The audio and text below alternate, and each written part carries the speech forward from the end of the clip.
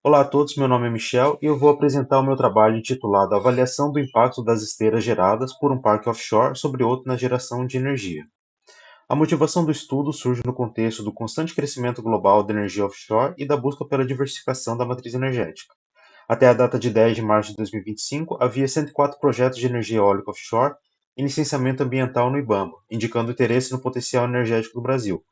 O tema das esteiras offshore é um assunto atual, onde se tem na literatura, por exemplo, estudos que avaliam as perdas da eficiência em parques devido à interferência das esteiras de aerogeradores em parques vizinhos. Assim, os objetivos desse estudo são quantificar o impacto da interferência entre parques offshore em fase de licenciamento ambiental, identificar as áreas e os aerogeradores mais afetados, tendo os parques PI01 e PI02 como objetos desse estudo. Aqui é possível identificar os dois parques envolvidos nesse estudo, PI01 em rosa sendo o parque principal, pois ele está jusante do parque PI02 a leste, considerando a direção predominante dos ventos na região. A metodologia ela segue o fluxograma da imagem, abrangendo as etapas do levantamento, análise de dados, criação do mapa de topografia e rugosidade, escolha do ponto do AR5, com os dados de vento mais próximos possível da área de estudo, criação do mapa de recurso eólico, seguida pela simulação no software WASP nos dois cenários. Cenário A, com o parque PI01 junto com o parque PI02, e o cenário B, com apenas o parque PI01.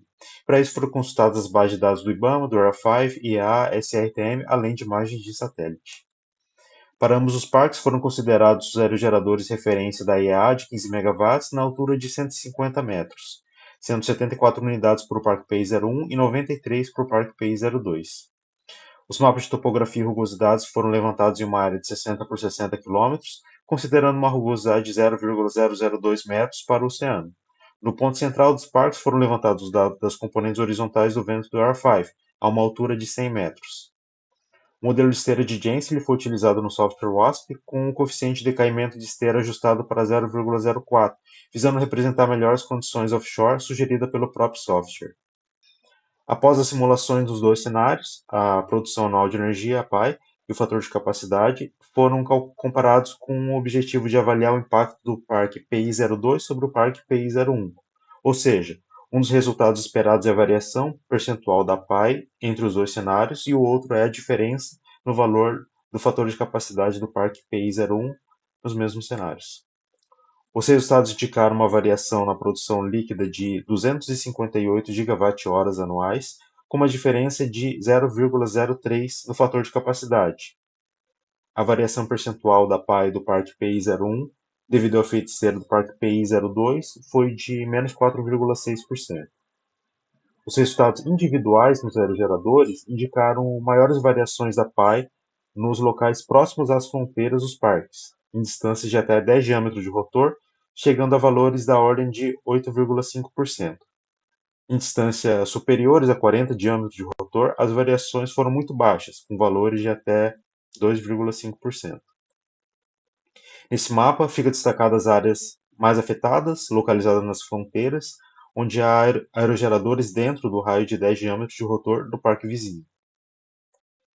Fazendo uma comparação dos 10 aerogeradores com as maiores variações individuais na PAI líquida, observa-se no primeiro gráfico que as variações estão na ordem de aproximadamente 9%. No segundo gráfico, apresenta a mesma comparação entre os dois cenários em unidade de gigawatt-hora, e no terceiro são exibidas as perdas percentuais por efeito esteira nos dois cenários, onde é visível a interferência do parque vizinho nesses aerogeradores. No cenário A, praticamente não havia perdas por efeito esteira, enquanto no cenário B, essas perdas aumentaram para patamares da ordem de 10%. Por fim, os resultados indicaram baixas variações globais, com 4,6% na PAI líquida e 0,03% no fator de capacidade.